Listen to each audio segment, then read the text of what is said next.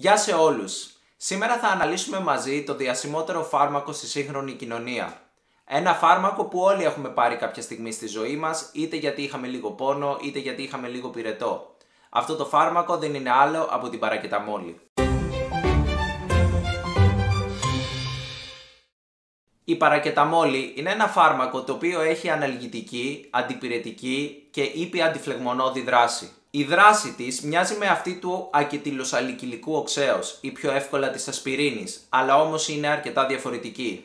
Ο μηχανισμός της αναλγητικής δράσης της παρακεταμόλης δεν είναι ιδιαίτερα γνωστός, αλλά θεωρούμε ότι έχει κάποια επίδραση στο κεντρικό νευρικό σύστημα.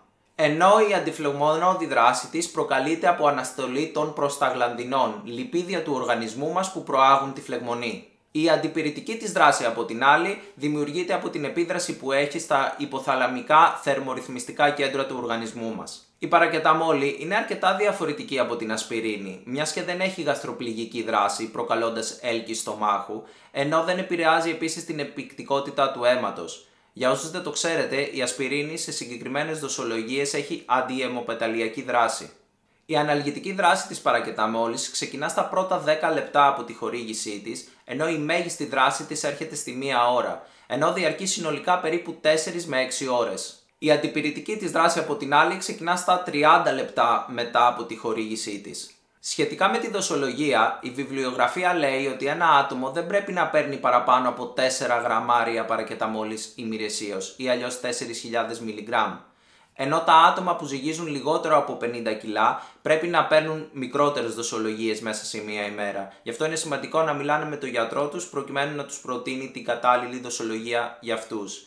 Η υπερδοσολογία, όταν κάποιος ξεπερνάει κατά πολύ τα 4 γραμμάρια την ημέρα, μπορεί να προκαλέσει σοβαρές παρενέργειες στο σώμα μας, τις οποίες θα τις δούμε παρακάτω. Πάμε λίγο τώρα να μιλήσουμε για το πώς μεταβολίζεται η παρακεταμόλη στο σώμα μας. Υπεύθυνος για το μεταβολισμό της είναι το ύπαρ ή αλλιώς το σηκώτη, ενώ αποβάλλεται μέσω των νεφρών.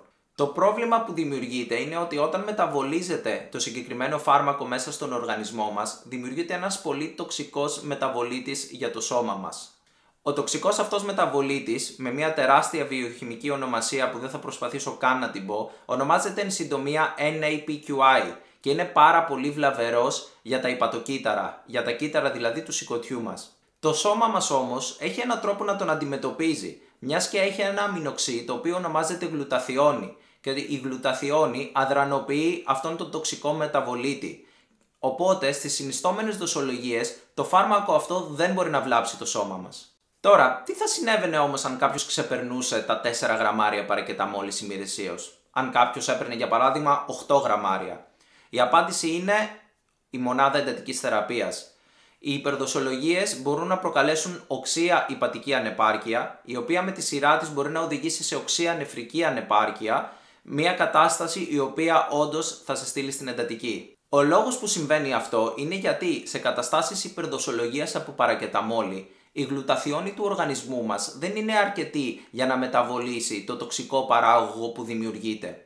Αυτό έχει ως αποτέλεσμα το NAPQI που αναφέραμε προηγουμένως να παραμένει στον οργανισμό μας με αποτέλεσμα να βλάπτει τα υπατοκύτταρα και να προκαλεί δυσλειτουργία των οργάνων. Η θεραπεία για το συγκεκριμένο πρόβλημα είναι ένα φάρμακο το οποίο ονομάζεται ακετιλοκυστεΐνη ή αλλιώς εν συντομία NAC.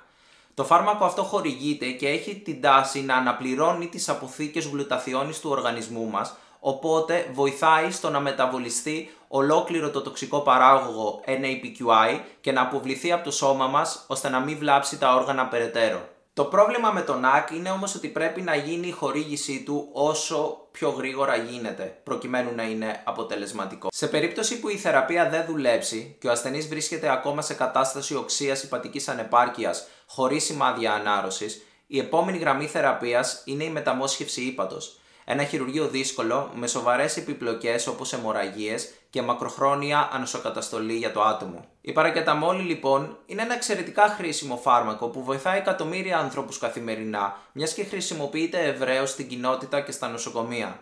Παρ' όλα αυτά, οι σοβαρές παρενέργειες που έχει η υπερδοσολογία του συγκεκριμένου φαρμάκου μπορούν να γίνουν απειλητικές για τη ζωή.